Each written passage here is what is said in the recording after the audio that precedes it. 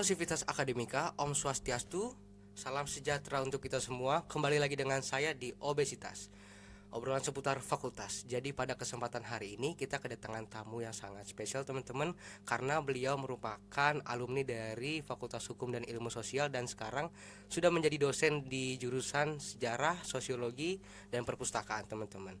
Nah, jadi 40 menit ke depan kita akan membahas tuntas mengenai bagaimana perjalanan beliau dari mahasiswa dan sekarang sudah menjadi dosen, dan juga menjelaskan nanti juga inovasi-inovasi yang beliau bawa saat mengajar di Fakultas Hukum dan Ilmu Sosial ini teman-teman. Nah, tidak perlu berlama-lama lagi teman-teman. Di samping saya sudah ada Bapak Iputu Hendra. Mas, terima kasih Bapak atas kedatangannya. Bagaimana kabar Bapak, sehat? Sangat baik. Sangat baik sekali. Oke Bapak, sebelum itu ini merupakan segmen yang menarik Bapak, sebelum kita lanjut ke pertanyaan-pertanyaan berikutnya. Jadi khususnya juga ini dikhususkan untuk mahasiswa jurusan Sejarah, Sosiologi, dan Perpustakaan. Nah, mungkin Bapak bisa menjelaskan sedikit mengenai latar belakang Bapak sebelum menjadi dosen di jurusan Sejarah, Sosiologi, dan Perpustakaan Bapak. S1-nya saya dari sini. Oh gitu. Dari program studi pendidikan sejarah dari tahun 2007 sampai 2011.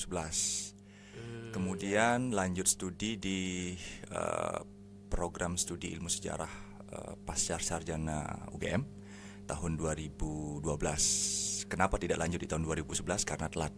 Oh ya. Ya, telat waktu itu sehingga ada space kira-kira 7 bulan ya, dari 2011 bulan September sampai 2012 di bulan Agustus. Saya manfaatkan waktu itu untuk mengasah kemampuan teaching saya di bimbingan belajar Triton Denpasar. Dan selain itu juga saya mengikuti program KKT namanya ya, saya lupa KKT itu apa. Tapi yang pasti KKT itu sama dengan kuliah minor. Itu program akhir dari pemerintahannya Pak SBY selama 2 periode ya. KKT itu kuliah minor itu mirip seperti kewenangan minor yang dimiliki oleh seseorang. Misalkan saya sejarah, maka kuliah minor saya di PPKN. Sehingga dengan sertifikat KKT yang saya miliki, kuliah selama kurang lebih 6 bulan dari 2011 akhir sampai 2012 pertengahan, itu saya memiliki kewenangan juga untuk mengajar kewarganegaraan. Ya. Setelah itu baru tahun 2012 kira-kira bulan Agustus saya melanjutkan studi ke Universitas Gadjah Mada. Tamat 2014 ya, dari 2012 sampai dengan 2014. Jadi sebenarnya saya kuliah cuma 1,5 tahun waktu gitu, itu ya. Cuma dihitungnya 2 tahun aja ya. 2 tahun aja. Dari 2014 tamat, kembali lagi saya mengajar bimbingan belajar di Denpasar, mengasah kemampuan teaching saya selama kurang lebih 2 tahun ya, dari 2014 akhir sampai dengan 2016-2017 keterima di sini sebagai dosen. Kontrak waktu itu 2017, kemudian 2022 akhir baru keterima sebagai ASN untuk dosen. Berarti Bapak masuk ke fakultas di Uniksa ini dari 2017 ya Bapak? 2017. Berarti 10 tahun ya dari Bapak mahasiswa di sini ya? 10 tahun. Berarti cukup lama juga ya Bapak. Bapak bergabung lagi di sini. Bagaimana perasaan Bapak setelah bergabung di sini Bapak? Ya, tentu saja ada perasaan batin yang bergetar ya, karena walau bagaimanapun rasa memiliki saya untuk Undiksa juga tinggi, karena selama kurang lebih 4 tahun menjadi alumni, saya ikut organisasi, mengecap garam kehidupan sebagai mahasiswa. Di sisi yang lain juga saya harus mempertahankan prestasi akademik di kelas begitu ya. Ya, karena saya tipikal orang yang penganut teori struktural fungsional. Jadi hidup itu harus seimbang gitu ya. Kalau ada salah satu yang bermasalah, itu haram hukumnya dalam hidup saya gitu ya. Kira-kira seperti itu.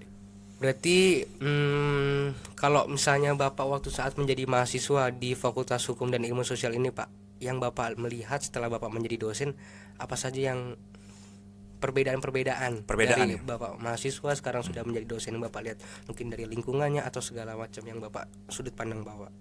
Saya melihat dari sudut pandang interaksi sosialnya ya. Jadi kalau zaman saya dulu, hubungan sosial antara mahasiswa satu prodi dengan prodi lainnya cukup erat gitu. Karena biasanya hal itu bisa ditunjukkan misalkan saat kita melakukan kegiatan-kegiatan kemahasiswaan itu guyupnya luar biasa. Tapi hari ini saya melihat ada pergeseran hubungan interaksi antara prodi satu dengan prodi lain gitu. Seperti ada persaingan. Nuansa kekeluargaannya agak mulai luntur gitu ya. Kalau dulu di zaman saya anak-anak FIS itu kalau misalkan kalau main bola gitu ya, kita gabung gitu semua ya, tanpa memandang dia dari PPKN, dia dari geografi, dia dari sejarah gitu. Enggak, kita gabung semua gitu. Nah, hari ini saya melihat ada semacam boundaries atau segregasi sosial lah saya sebut, atau batas-batas tertentu yang memisahkan hubungan interaksionis yang harmonis antara satu prodi dengan prodi lain. Seperti ada semacam kompetisi yang saya tidak bisa gambarkan seperti apa. Tapi itu perasaan saya, mungkin adik-adik atau masyarakat Civitas Akademika di FIS juga bisa merasakan seperti itu ya. Itu yang saya lihat perubahannya ya. Berarti dari interaksinya Bapak ya. Interaksinya. Kalau untuk lingkungannya sendiri Bapak, mungkin waktu Bapak mahasiswa setelah kembali di sini apakah ada perbedaan? Karena saya juga di sini sekarang mahasiswa, jadi saya nggak tahu kondisi waktu Bapak menjadi mahasiswa. Kalau lingkungan untuk FIS sendiri tidak jauh berbeda ya, masih sama seperti dulu karena bangunan-bangunan yang utama juga tidak mengalami revitalisasi yang berarti ya. Hanya saja beberapa bangunan-bangunan lain seperti fakultas-fakultas lain yang muncul, sehingga itu kan juga menambah kasanah atau warna lingkungan di FIS juga. Misalkan FE, nah, FE ini kan baru kan di sebelah kita, tetangga kita. Karena dulu di FE ini zaman saya itu masih Tegal itu ya, Tegal, dan dulu menjadi lapangan voli ya, lapangan voli. Jadi ya kalau anak-anak BEM FIS, dulu namanya Senat FIS, mau latihan olahraga dan lain sebagainya itu biasanya di Fakultas Hukum dan Fakultas Ekonomi. Di sana ya. Kemudian di sana juga di depan ada Fakultas Kedokteran. Nah, dulu di tempat yang sekarang berdiri Fakultas Kedokteran kan ada SMA Lab gitu. Ya. Sekarang kan udah dipindah SMA Labnya ke PGSD dulu ya. Sekarang di tempat SMA Labnya berdiri Fakultas Kedokteran. Sedangkan FTK-nya sekarang dipindah ke Sistem Dalam gitu. Ya ada perubahan ya.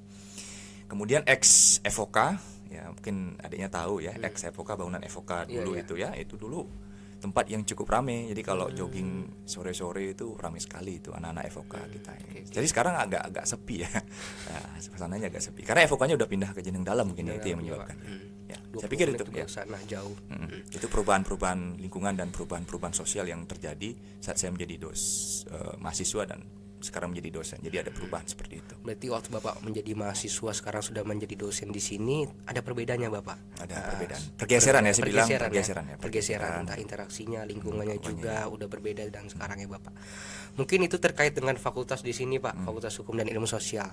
Saya mau menanyakan juga mengenai kurikulum saat Bapak waktu menjadi mahasiswa di sini Bapak.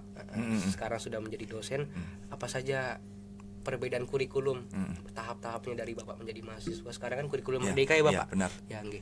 Nah, zaman saya itu kurikulumnya kurikulum KTSP.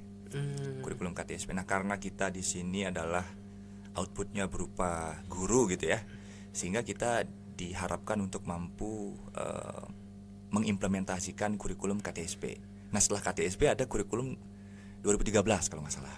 Ya, 2013 itu ada revisi lagi, sehingga akhirnya kemudian Kemendikbud dipimpin oleh Pak Mas Menteri ya, Nadiem Makarim, dan mengeluarkan rintisan berupa kurikulum merdeka yang sekarang lagi heboh juga dipertentangkan.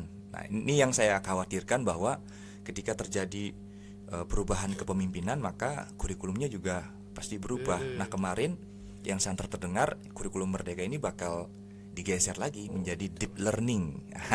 Mungkin pernah dengar ya, karena nomenklatur dari Kemendikbud kan sekarang juga sudah diubah menjadi 3 ya. Ada pendidikan dasar dan menengah, kemudian Kementerian Kebudayaan, dan Ristekdikti. Nah, itu yang menginisiasi deep learning itu Pak Muhammad Abdul Mukti, orang Muhammadiyah kalau nggak salah ya. Beliau profesor, jadi beliau menginisiasi satu kurikulum yang nanti kita sebut sebagai deep learning. Tapi saya nggak paham, belum detail ya mendengar bagaimana ininya ya. Iya, Pak. Ya. Tapi dari semua kurikulum yang saya saksikan hari ini, sejak saya menjadi mahasiswa sampai saya menjadi dosen, dari semua kurikulum, sebenarnya semua kurikulum itu bagus ya. Semua kurikulum bagus. Sekarang tinggal bagaimana manusianya itu mampu mengimplementasikan kurikulum itu dalam pembelajaran gitu. Tapi kalau saya disuruh memilih di antara semua kurikulum itu, saya lebih condong ke kurikulum KTSP.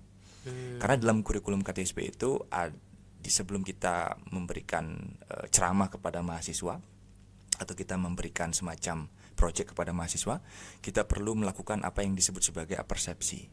Apersepsi itu mirip seperti brainwashing atau brainstorming lah kepada ya. Iya, Pak. Kalau di kampus itu ya kira-kira kuliah 2 SKS 1,5 jam, 30 menitnya lah kita kasih brainstorming itu.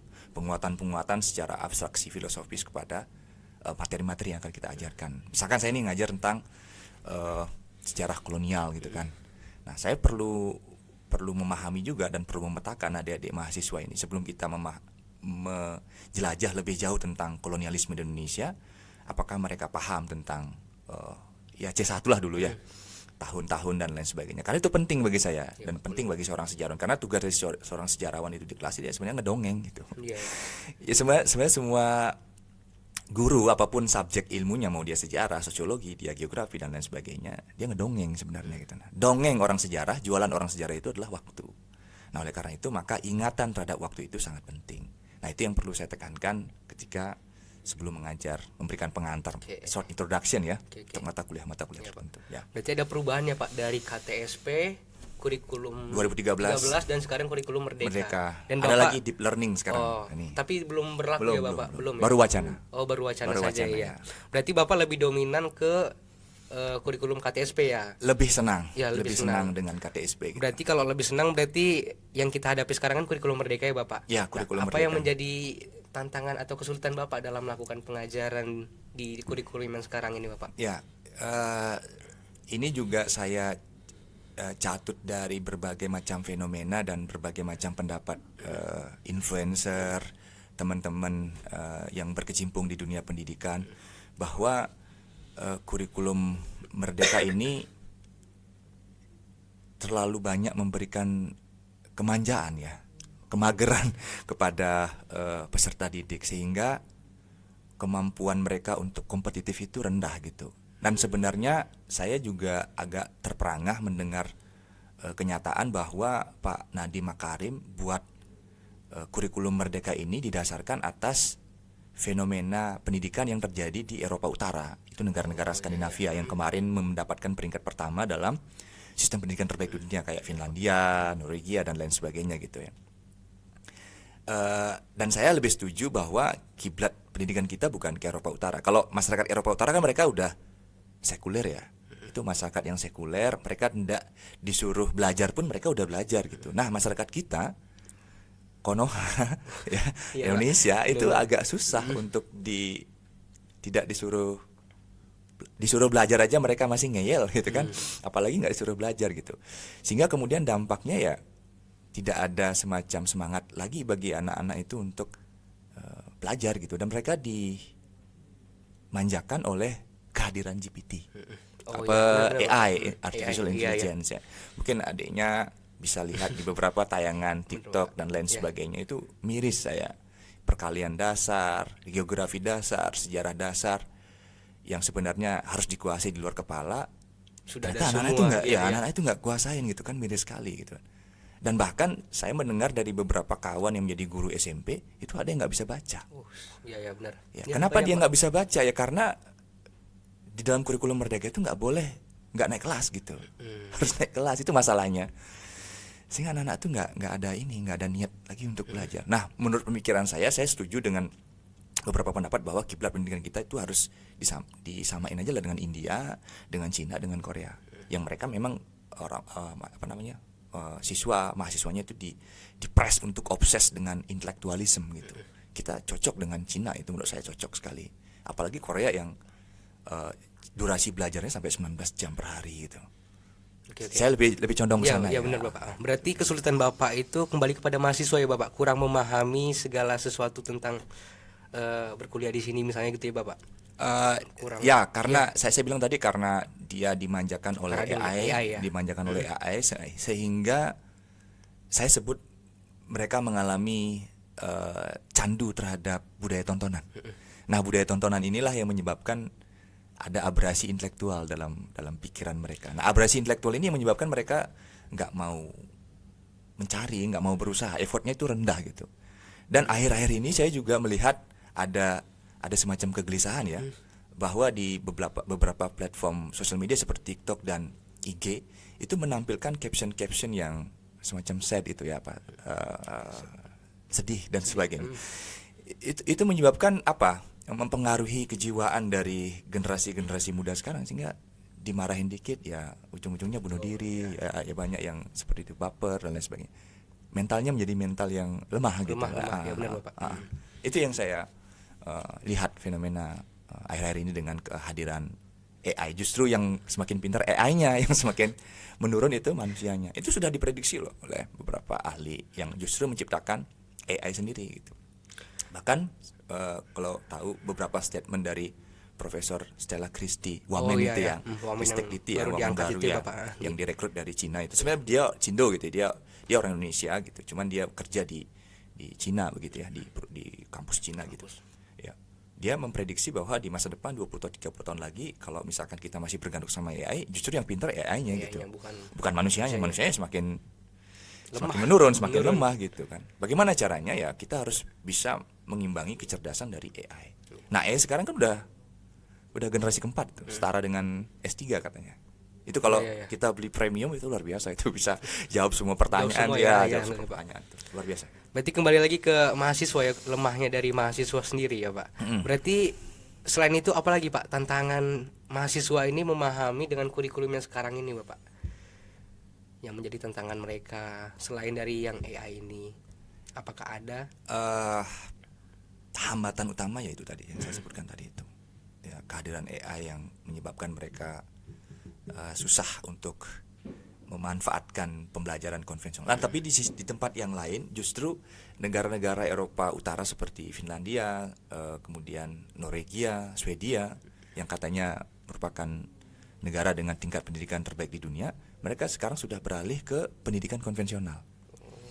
Jadi kalau sebelumnya di kelas-kelas mereka menggunakan pakai serba digital gitu ya, mereka sekarang pakai pulpen dan kertas saja gitu. Dan guru-guru diajar untuk memberikan ceramah yang memadai bagi siswanya gitu. Jadi tidak lagi pakai PPT, mereka pakai papan, whiteboard atau blackboard untuk nulis di depan gitu. Jadi pakai konvensional, sehingga kecerdasan sapiens itu tetap terjaga dengan kemampuan kognitif yang memadai. Tapi dengan kehadiran AI ini ya kita harus bersiap di masa depan yang tidak pasti ini, apakah benar nanti bayangan dari film Terminator ya, mungkin pernah nonton film Terminator dari Hollywood, dan di dunia akan dikuasai oleh AI akan bisa mereduksi dan mereproduksi dirinya sendiri, bisa membuat dirinya menjadi seperti manusia dan lain sebagainya. Kita akan tunggu. Berarti ini mengundang masalah di masa depannya Bapak untuk bangsa ini ya Bapak. Berarti itu juga menjadi tantangan kita semua sebenarnya Bapak ya. Entah dari mahasiswa, dosen juga itu menjadi tantangan. Entah dosennya juga kesulitan mengajar, tetapi mahasiswanya juga sendiri tidak menggunakan atau tidak menganalisis apa yang diberikan dosen, tetapi dia mencari dari AI itu Pak, ada ChatGPT, Gemini dan lain-lain gitu ya Pak. Berarti itu sekarang kita masuk ke riset penelitian di sini Bapak. Riset, ya, okay. Nah, ini juga memiliki kaitannya Bapak dengan kurikulum yang Bapak jelaskan, tantangan-tantangan yang tadi. Apa tantangan utama yang sering dihadapi mahasiswa melakukan riset di sini Bapak?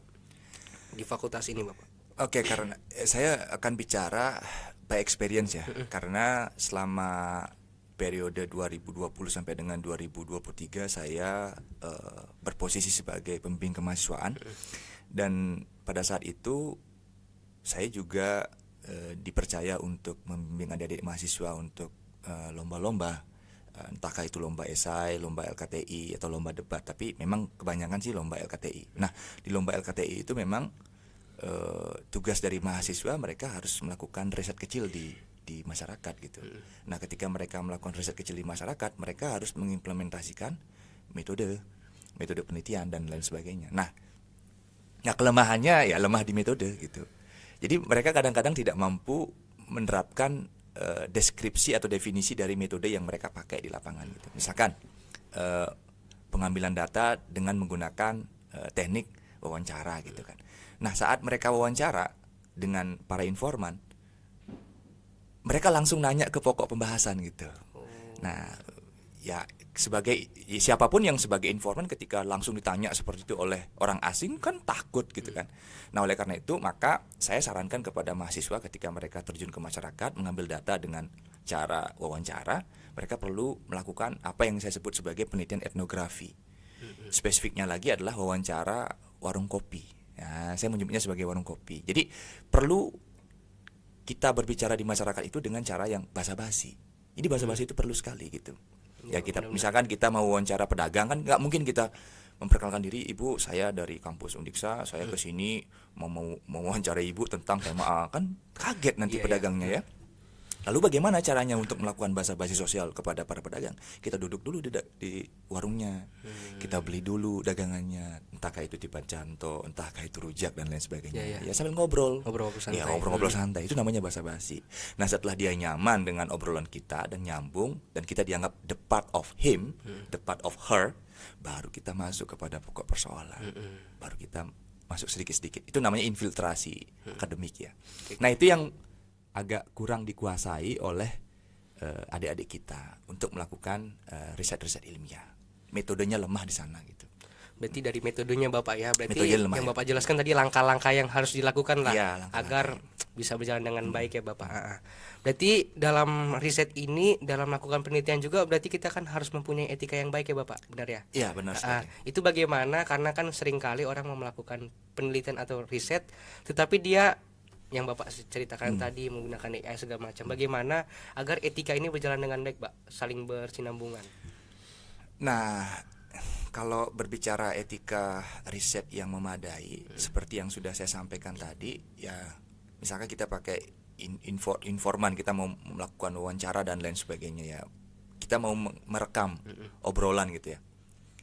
Kalau supaya informan itu nyaman dengan diskusi kita atau tema kita, maka sebaiknya rekaman itu kita sembunyikan saja. Jadi kita sembunyikan sehingga ya dia tidak merasa gerasa gerusu, dia tidak merasa diintimidasi oleh pewawancara gitu. Ya, itu cara-cara etnografi sebenarnya ya. Sebenarnya etnografi ini bisa diterapkan di semua bidang keilmuan. Di hukum bisa, di kewarganegaraan bisa, di sosiologi bisa, di sejarah bisa, dan di mana-mana juga bisa gitu. Itu caranya sih, etiknya. Oke. Berarti emang harus diperlukan ya Bapak etika itu dalam melakukan riset di sini. Iya benar sekali ya. Terus kita sekarang lanjut Pak dalam proses penelitian. Dalam proses penelitian ini khususnya bagi mahasiswa di bidang pendidikan sejarah, biasanya apa saja sih kendala yang sering mereka hadapi dalam melakukan pengumpulan atau analisis Bapak? Ya mereka kadang-kadang suka durhaka ya. Kalau orang sejarah itu suka durhaka dengan kredo keilmuan. Jadi kalau di sejarah itu kita sudah punya metode penelitian tersendiri ya. Jadi ada 4, ada heuristik, itu pengumpulan data. Yang kedua ada kritik sumber, itu juga ada 2, ada kritik ekstern, ada kritik intern. Kemudian yang ketiga ada interpretasi. Interpretasi itu menafsirkan ya. Yang keempat ada historiografi. Tapi kadang-kadang mahasiswa sejarah itu ngeyel. Sudah jelas-jelas bahwa kita punya kredo metodologi yang jelas seperti itu, tetapi mereka kadang-kadang durhaka. Jadi mereka kadang-kadang pakai metode penelitian ilmu sosial. Nah, sejarah sama ilmu sosial itu berbeda. Kalau kita lihat batang keilmuannya, ilmu sosial ya ilmu sosial, sejarah itu nanti masuknya ke humaniora. Nah, di humaniora itu ada 4 keilmuan, ada sejarah, ada filsafat, ada agama, dan ada seni, ada 4. Jadi sejarah itu sama filsafat, sama seni dan agama. Itu humaniora. Ilmu sosial beda lagi. Berbeda lagi dengan ilmu beda sosial lagi ya. Makanya kemarin beberapa tahun lalu ada wacana untuk memindahkan program studi pendidikan sejarah ke FBS karena kita memang lebih dekat dengan Fakultas Bahasa dan Seni. Tapi nggak tahu kok nggak jadi gitu. Ya mungkin karena nanti ribet mindahin taman mini sejarahnya mungkin kali ya. Iya benar-benar. Makanya Mungkin seperti itu saja. ya. Kelemahannya seperti itu saya pikir. Jadi mereka kadang-kadang durhaka dengan metode yang sudah kita punya kredonya. Kemudian di sisi lain misalkan dalam pembuatan skripsi, saya cenderung melihat judul-judul yang ditawarkan oleh mahasiswa pendidikan sejarah itu flat. tidak ada atau kurang seksi. Oke. Sebagai seorang pembaca, calon pembaca, membaca judul itu nggak menarik, apalagi baca isinya gitu. Oleh karena itu, saya sudah mempelopori itu ya ke anak didik saya, meskipun saya masih di taraf pembimbing kedua, untuk menampilkan atau menghadirkan judul-judul skripsi sejarah yang ada nuansa sastranya, sehingga nampak metafor sosial dalam judul-judul itu gitu. Jadi tidak terlalu akademis banget, tidak terlalu ilmiah, tidak terlalu strict banget gitu, tapi ada sastranya lah gitu. Sehingga nanti kalau ke depan skripsi itu mau diangkat menjadi buku populer itu gampang. Gitu kan, seperti itu ya. Kira-kira seperti itu. Oke, berarti tadi Bapak sempat berkaitan juga bicara mengenai topik penelitiannya Bapak. Jadi apakah ada tips atau untuk membantu mahasiswa menentukan topik yang kita membawakan dengan dampak positifnya Bapak? Kalau topik solusinya adalah, tapi saya melihat kecenderungan dulu ya, kecenderungan mahasiswa sejarah itu kalau bikin topik penelitian itu otaknya tuh jauh banget ke belakang gitu. Jadi mereka suka cari topik yang berhubungan dengan pura gitu kan, dengan tempat-tempat ibadah, kemudian dengan tugu. Padahal banyak sekali hal-hal kontemporer yang bisa dilakukan riset gitu. Misalkan periode tahun 1998, ketika transisi kekuasaan antara Orde Baru ke Reformasi. Ya, apa yang terjadi? Nah, itu perlu diteliti dalam sejarah politik atau dalam sejarah sosial. Kemudian periode 1965. Saya pikir di desa-desa tertentu itu ada banyak sekali kegaduhan yang ditimbulkan dalam periode-periode itu gitu. Kemudian kota kolonial itu banyak sekali yang kita bisa angkat, cara berpakaian, kuliner, kopi, tempat tongkrongan, tapi dalam periode 1920 gitu. Sebagai di Singaraja gitu misalkan sebagai kota kolonial. Listriknya seperti apa, surat kabarnya seperti apa gitu. Tapi kecenderungannya mahasiswa sejarah, mereka kalau mau bikin skripsi atau bikin tulisan tuh pasti ke tempat ibadah, multikultur, yang judul-judul yang menurut saya perlu direvisi gitu ya. Perlu dialihkan ke tema lain yang berarti kurang luas lah ya Bapak. Bukan luas, itu udah luas, kurang seksi, dan kurang berwarna gitu. Nah mungkin nanti kalau saya jadi pembimbing pertama bakal saya arahkan untuk mengambil periode 1965, karena historiografi 1965 di Bali khususnya itu masih sangat kurang gitu. Apalagi ada nanti mungkin adik-adik mahasiswa sejarah yang mau ngangkat tema tentang Gerwani gitu, gerakan wanita Indonesia tahun 1965 yang dianggap sebagai underbow-nya PKI dan mereka digenosida oleh Orde Baru itu. Ya, saya pasti akan sangat mendukung. Tapi apa yang menjadi tantangan mereka Bapak kalau kok pakai topik-topik yang itu saja itu terus gitu? Tantangan mereka menggunakan itu, padahal di balik itu ada pembahasan yang masih banyak yang perlu dibahas Bapak. Bacaan ya. Literasi ya. Literasi yang kurang ya. Ya bacaan yang kurang. Kenapa bisa bacaannya yang kurang? Ya karena mereka candu terhadap budaya tontonan. Jadi mereka lebih senang nonton daripada baca gitu. Nonton apa? Nonton tayangan-tayangan yang sifatnya nanti akan menyebabkan mereka melakukan apa yang disebut sebagai high mass consumption. Jadi dengan menonton mereka menjadi makhluk yang konsumtif gitu. Beli gitu. Dan muncul di sketsa otak. Misalnya perempuan ini paling gampang kena kena kapitalisme, kena produk-produk kapitalisme. Jadi di otak mereka akan muncul anggapan atau stigma, misalkan putih itu cantik. Kalau nggak putih nggak cantik gitu. Nah, apa akibatnya ketika mereka nonton? Ya mereka beli produk kecantikan yang bisa membuat kulit mereka menjadi putih gitu. Mancung itu ganteng gitu misalnya. Jadi mereka mencari pacar yang hidungnya mancung gitu kan. Ya seperti itu. Itu kan world view ya, dibentuk oleh kapitalisme sebenarnya. Berarti kalau gitu kan harus ada peningkatan Bapak. Peningkatan apa saja yang menurut Bapak itu bisa meningkatkan kualitas mereka Bapak dalam melakukan penelitian segala macam atau bagaimana? Kalau saya pribadi by experience, saya selalu menempatkan diri sebagai dosen yang agak susah untuk memberikan nilai. Ya mungkin boleh lah dianggap killer atau apa, tapi saya profesional dalam hal itu gitu. Sehingga kalau dia jelek ya jelek, kalau dia bagus ya bagus. Harapannya adalah ada usaha yang bisa dilakukan oleh mahasiswa, atau minimal mereka membaca lah. Jadi misalnya sebelum saya masuk ke kelas mata kuliah saya, mereka baca gitu. Karena selama ini mereka cenderung menganggap bahwa oh ya pasti lulus gitu. Lulus, Dan ya. saya ngeri juga lihat IPK dari Bagus-bagus mahasiswa ya. bagus-bagus sekali 38, 39. Tapi setelah diuji ya minimal misalnya begini, ujiannya begini aja sih yang simpel. Iya, Pak. VOC kapan bubarnya gitu misalkan. Ya tahun-tahun ya karena sejarah pasti harus menghafal tahun Iya, ya. Bapak. Nggak tahu gitu. Apa mungkin ketika mereka nggak tahu dengan atau tidak tahu dengan tahun itu, mereka kemudian melemparkan tanggung jawab itu kepada siswa. Oh, tanya Google aja, kan nggak mungkin seperti itu. Iya, berarti penyebab utamanya itu ya AI itu ya, Pak ya. Sangat-sangat Sangat-sangat trouble ya. mengganggu lah ya, mengganggu sekali. mahasiswa. Bukan mengganggu saja, memang di hadapan dosen waktu mengajar, oh oke bisa diterima, bisa diterima. ya, tapi Tapi ketika- sampai rumah ya. kalau dikasih ada tugas atau apa, nanti kok AI gitu Ya. ya, Pak.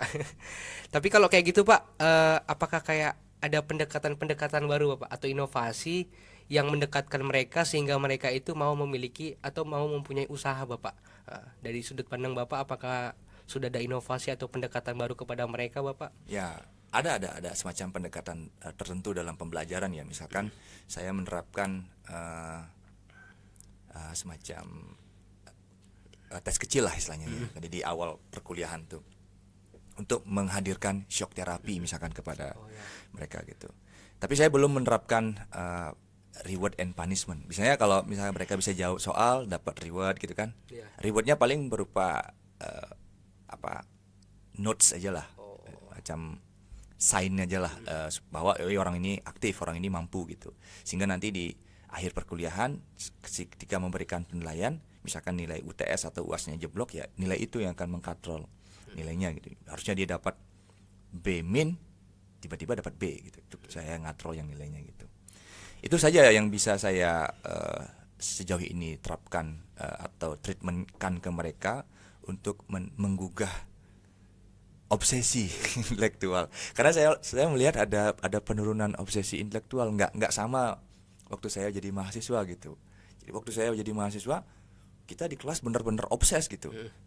Teman presentasi kita hancurkan, kita debat di dalam kelas. Tapi ketika setelah selesai kelas kita kembali rukun gitu. Jadi nggak baper. Iya, Bapak. Nah, itu yang nggak saya lihat di adik-adik yang sekarang.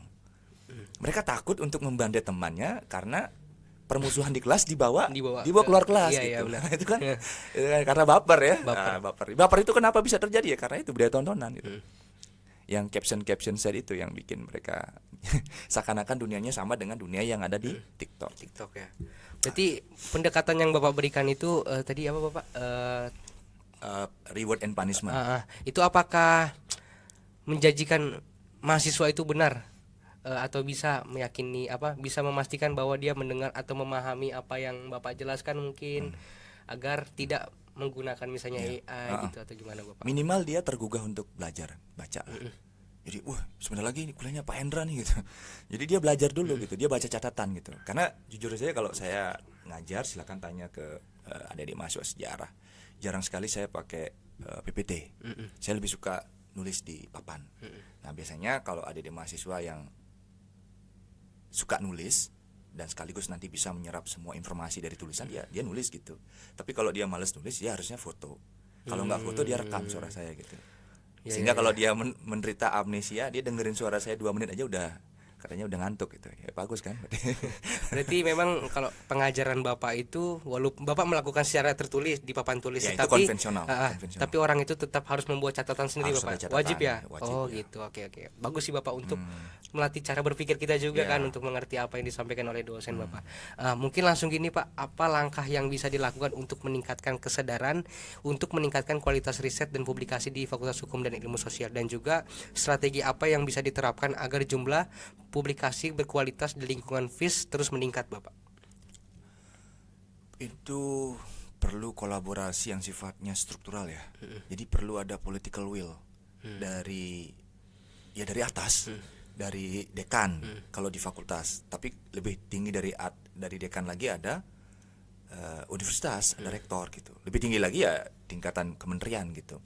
Tapi pada level lokal saya pikir perlu ada political will dari dekan, kemudian nanti bisa diimplementasikan ke level bawahnya.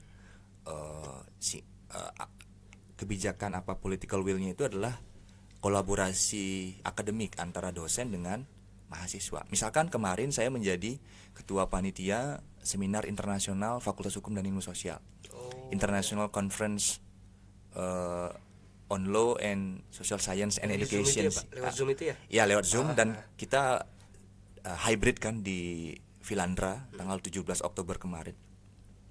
Jadi saya banyak sekali melihat ada kolaborasi penelitian antara mahasiswa dan dosen.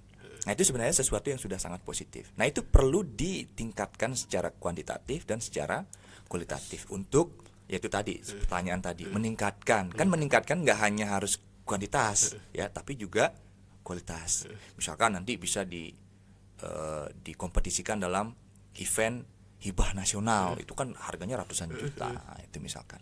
Itu kan kualitas, kita berbicara kualitas. Tapi kalau kita berbicara kuantitas ya, ada sejumlah 58 dosen di FIS itu kita bisa kolaborasi dengan adik-adik mahasiswa untuk melakukan riset-riset. Nah, itu sangat luar biasa, bisa meningkatkan ya, kalau dalam konteks birokrasi meningkatkan IQ, indeks apa itu ya? IQ itu ya, yang nanti bisa mengupgrade ranking kita. Sekarang kita kalau nggak salah ranking 4 ya.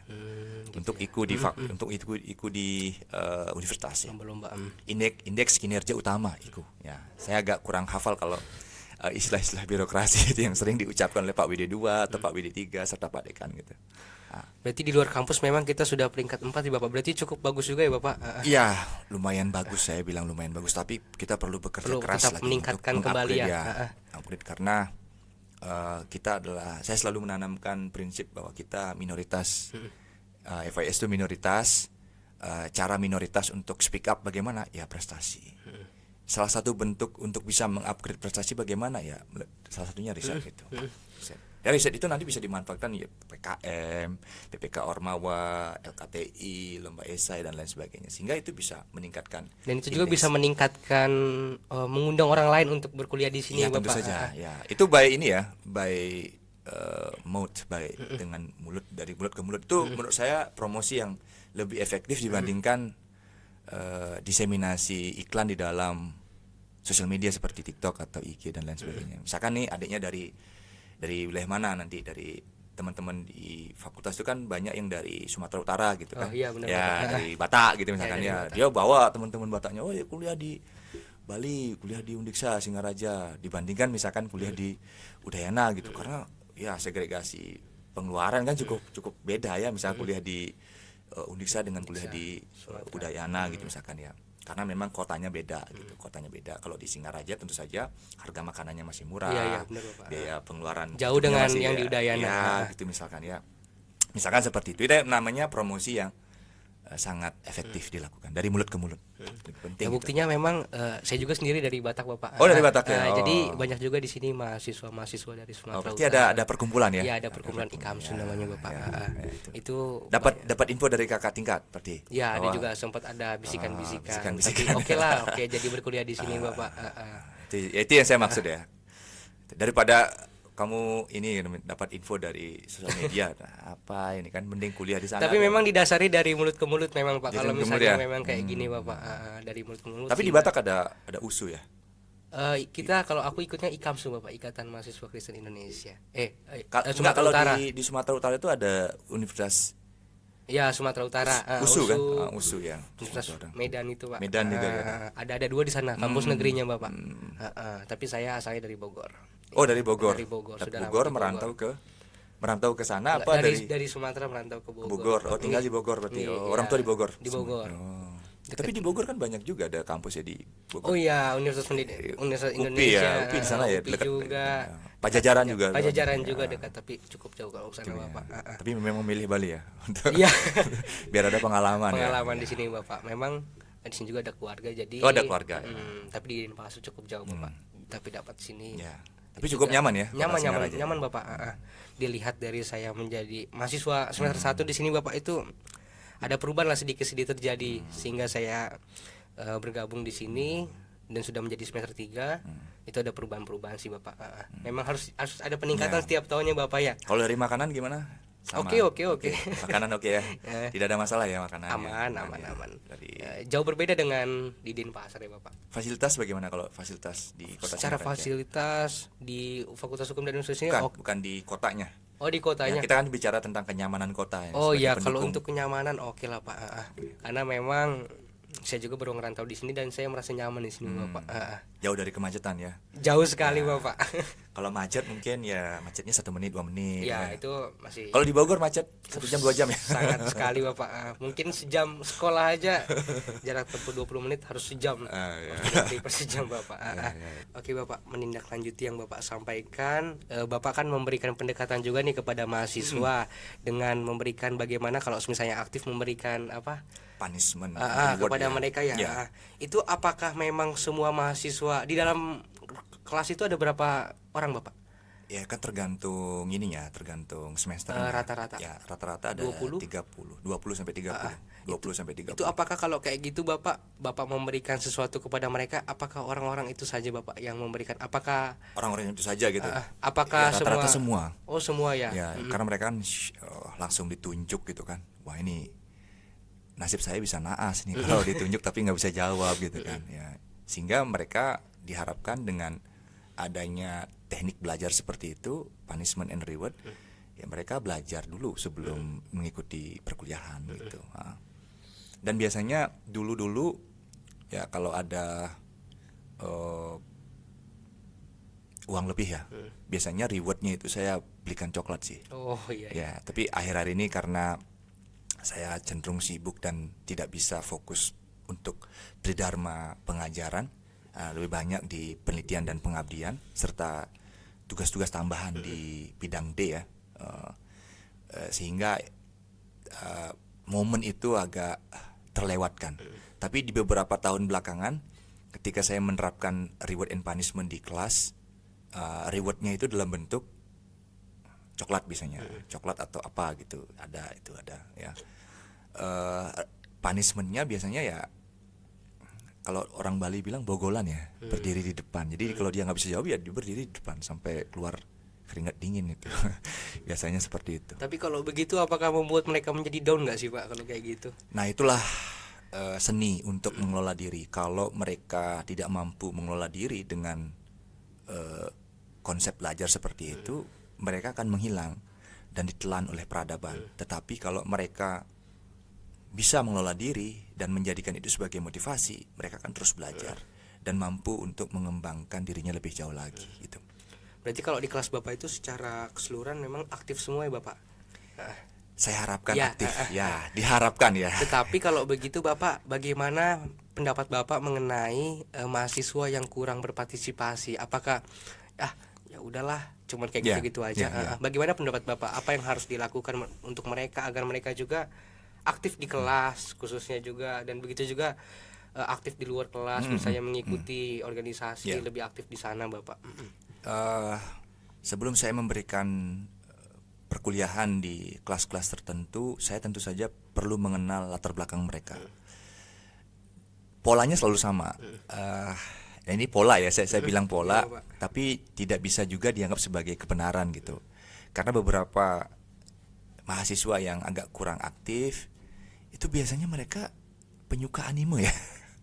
Jadi mereka seperti berada di dunianya sendiri gitu. Dan mereka anti dengan dunia yang ada di luar dirinya gitu, termasuk ya di kelas, sehingga mereka sifatnya ya datang rajin ke kelas tanpa kemudian menghadirkan diri mereka yang aktif, berperan aktif di pembelajaran gitu. Nah itu pola yang saya lihat selama ini. Tapi adik-adik yang justru energik dan atraktif di kelas, yang cewek terutama ya, saya lihat mereka itu penyuka K-pop biasanya. Penyuka K-pop atau penyuka drama ya, K-drama. Sehingga mereka tuh ya sangat-sangat atraktif, sangat-sangat energik di kelas gitu. Jadi saya baru melontarkan satu pertanyaan, mereka sudah jawab gitu. Nah itu. Sedangkan adik-adik yang penyuka anime, dia penyuka puisi gitu atau seni lain yang sifatnya saya menyebutnya anak senja ya. suka bikin caption yang di sosial media gitu. Mereka agak kurang aktif. Mereka punya dunianya sendiri gitu. yang tidak bisa saya masuk ke dunia itu gitu. Oh, berarti memang Pola, saya memang bilang itu iya pola. harus dibedakan lah Bapak ya. Nah, itu perlu treatment khusus itu. Bagaimana supaya kita bisa lebih dekat dengan adik-adik mahasiswa yang polanya seperti itu. Terutama yang untuk meningkatkan gairah belajar yang agak pasif ya. Mereka penyuka anime. Saya sendiri dulu perlu ketika mengajar di bimbel itu, saya untuk mendekatkan diri dengan siswa-siswi, saya perlu mempelajari latar belakang, kemudian meradikalisasi latar belakang itu. Misalkan apa? Saya ngajar anak SMP. Anak SMP tahun 2011, 2012. Itu K-popnya lagi naik daun. Jadi saya mempelajari K-pop. Saya update semua informasi tentang K-pop gitu. Sehingga ketika pembelajaran di kelas, saya obrolin tentang K-pop. Tapi saya cantumkan juga pengetahuan-pengetahuan yang akan dibawakan pada saat itu, tapi dengan digabungkan konteksnya dengan K-pop. Gitu. Supaya apa? Supaya mereka tertarik. Kalau nggak begitu mereka nggak tertarik. Karena mereka banyak kan orang-orang kaya. Iya. Mereka selalu nganggap remeh gitu. Buat apa gitu? Saya les bayar gitu. Jadi kalau saya nggak merhatiin, saya ribut dan lain sebagainya, itu bukan urusan Anda gitu. Iya Bapak. Caranya bagaimana supaya saya dekat dengan mereka secara emosional dan personal? Saya perlu mempelajari latar belakangnya. Nah, di perkuliahan, karena saya sibuk dengan berbagai macam agenda dan lain sebagainya, jadi terlewatkan hal-hal semacam itu. Ya. Berarti dosen juga harus mengikuti perkembangan yang ada ya Harus Bapak. mengikuti Itu kan perkembangan. kalau yang Bapak sampaikan kan kalau di sekarang ini dosen memang lebih banyak yang muda-muda ya Bapak, Ya. sehingga melakukan pendekatan dengan Cara-cara, mahasiswa juga ya, lebih dekat. ya. Tetapi bagaimana dengan dosen-dosen yang sudah mungkin lebih senior Senior, Bapak? ya. Itu bagaimana? Apakah memang harus mengikuti perkembangan yang ada, seharusnya sih mahasiswa yang ya. mengikuti dosen ya Bapak Ya. ya. Tetapi untuk meningkatkan itu semua kan dosen juga perlu Ya. mengikuti Ya. pergerakan yang ada lah dengan mahasiswa Bapak. Nah, itulah yang kita sebut dengan warna ya. Warna pembelajaran. Jadi ada dosen senior yang memang dia, kalau kita lihat tahun lahirnya, kita bisa kategorikan sebagai generasi baby boomer. Jadi cara-cara interaksinya ya cara-cara baby boomer gitu. Ada dosen yang kelahiran era tahun 70-an, sehingga cara interaksinya ya tahun 70-an gitu. Ada dosen yang kelahiran milenial, sehingga cara interaksinya milenial gitu.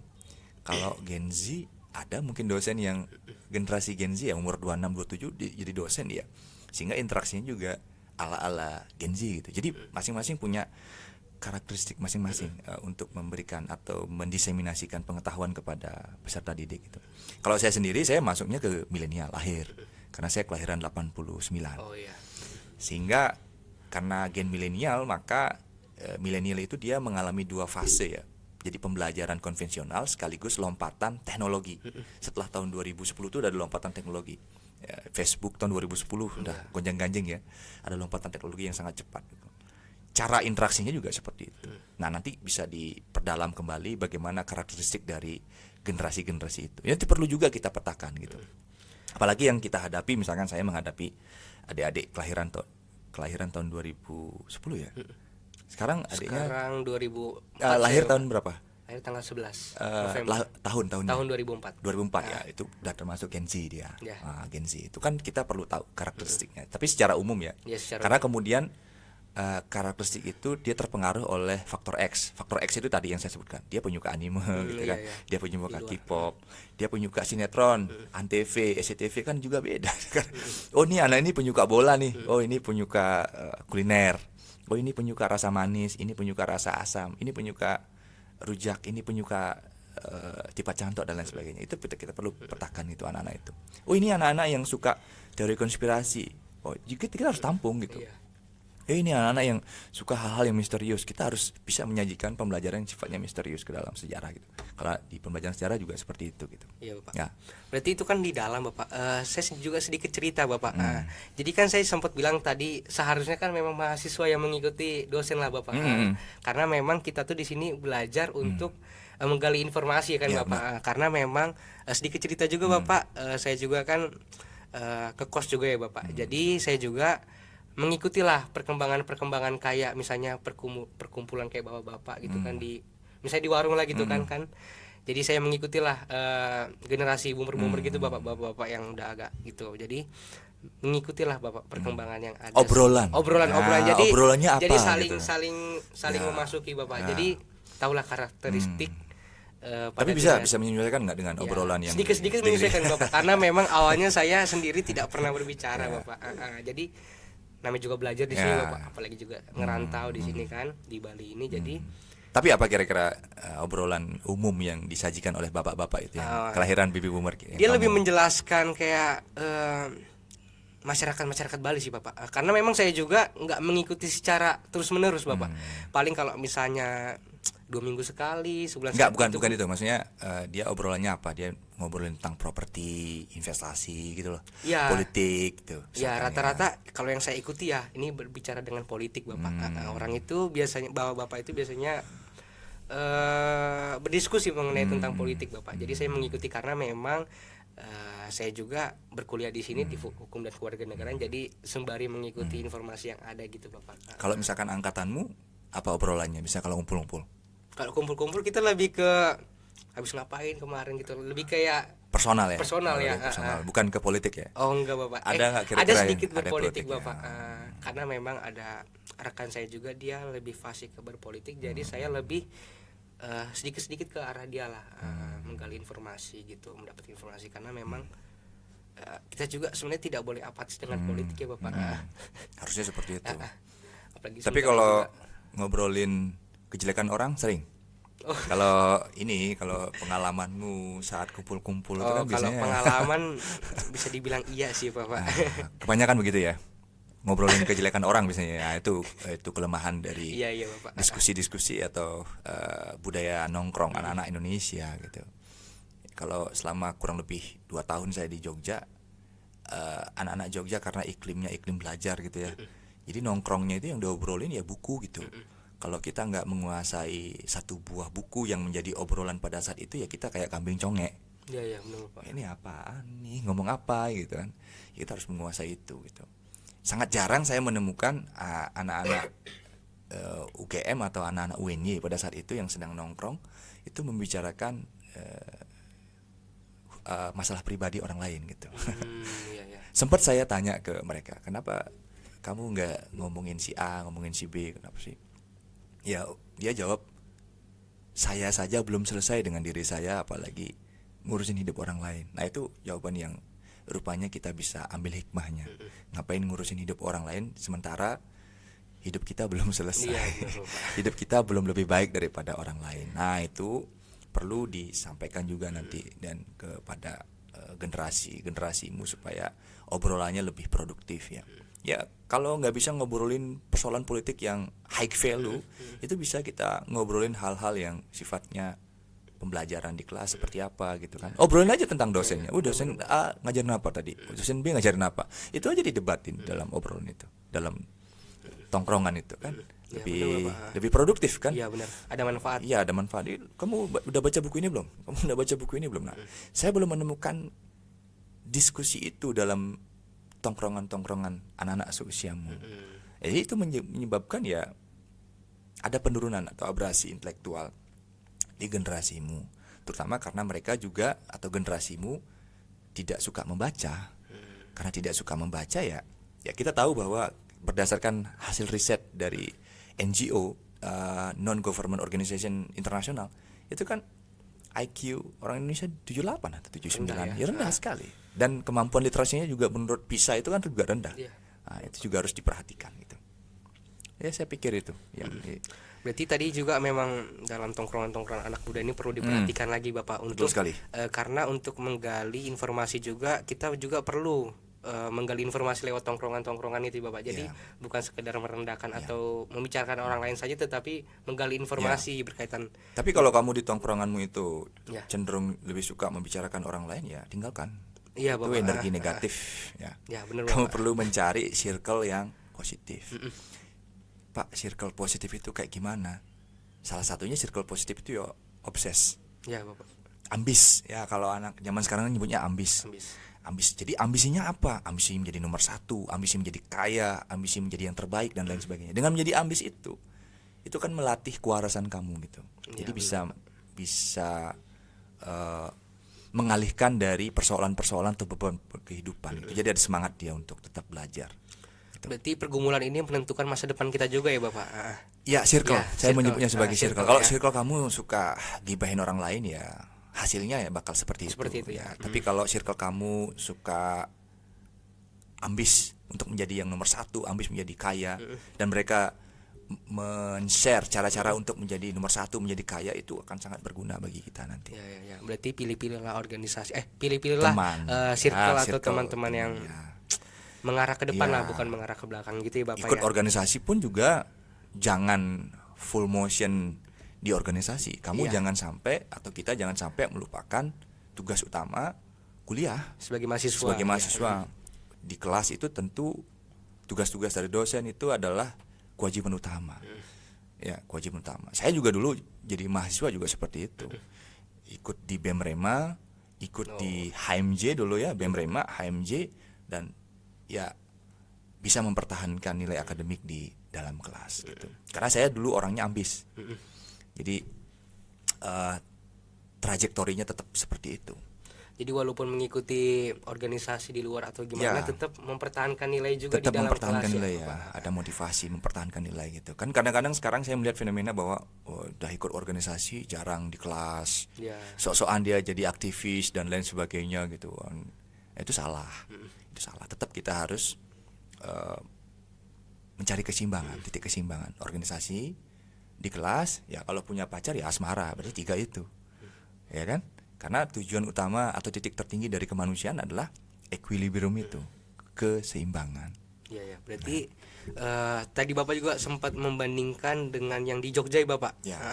Itu dia memang interaksinya itu lebih membahas ke arah ke depannya Bapak. Ya, karena iklimnya memang iklim akademiknya. Berarti di sini masih memang ada kelemahan mengenai interaksi ya Bapak, atau komunikasi dengan iklim itu yang belum terbangun seperti di Jogja. Tapi kalau harapan saya sih kita bisa menyamai iklim yang ada di Jogja itu. Tapi bagaimana caranya? Pertama-tama menurut saya, kalau untuk konteks Kota Singaraja, perlu dibangun akses perpustakaan yang luas. Ya, yang seperti Bapak jelaskan yang tadi. Seperti Jogja loh besar sekali. Ya, toko bukunya banyak. Toko buku yang terdaftar, bahkan toko buku yang tidak terdaftar, yang mereka tuh jualan buku-buku bekas banyak sekali gitu. Jadi kalau hari Minggu saya diajak teman itu shopping, bayangin kita shopping itu kan belanja kan, tapi shopping itu nyari buku. Di Jogja tuh shopping itu artinya nyari buku gitu. Saya sedikit terkejut, ini ngajakin shopping ini ngapain gitu. Setelah saya ikut shopping, shopping itu nyari buku, nyari buku di tumpukan buku-buku bekas. Jadi kalau di Gramet gitu misalkan harganya bisa sampai 60.000, 100.000, di tumpukan buku bekas itu harganya 10.000. Buku-buku bekas ya Bapak. Buku-buku bekas yang kualitasnya masih sangat bagus, dan ya saya mendapatkan banyak sekali buku-buku bekas di Jogja. Saya sempat lihat juga Bapak di taman kota juga sempat ada kayak mobil kayak berisi perpustakaan gitu Bapak.